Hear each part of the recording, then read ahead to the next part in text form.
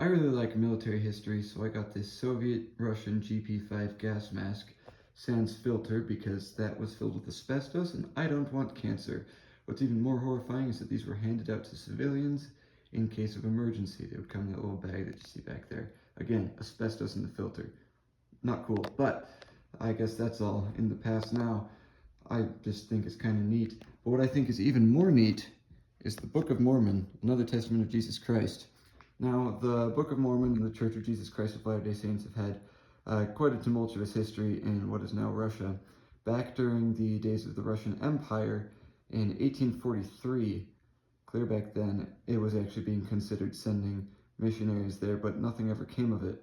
It wasn't until 1875 that preaching began in what was then part of the Russian Empire, but is now Finland, and that was the first preaching in what could be called the Russian sphere of influence, I guess.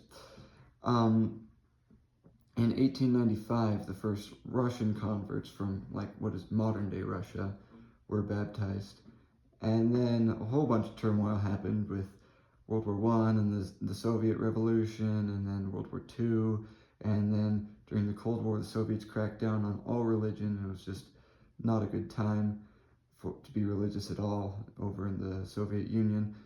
And then it just was not a great place to be if you didn't line yourself up with the policies of the Soviets, which religion rarely does.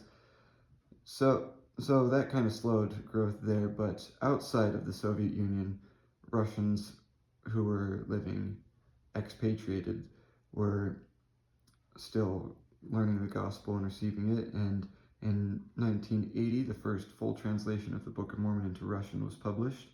The guy actually started on it back in 1925, but he died before he could finish, and so they finished his work for him.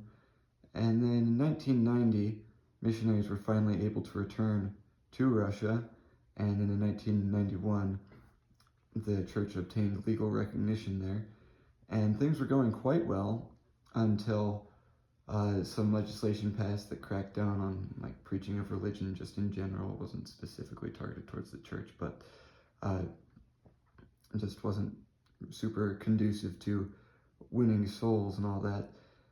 And then the war in Ukraine has caused it to be that no foreign missionaries can go there, only missionaries from Russia, but many people who are missionary age in Russia are being called upon to go fight.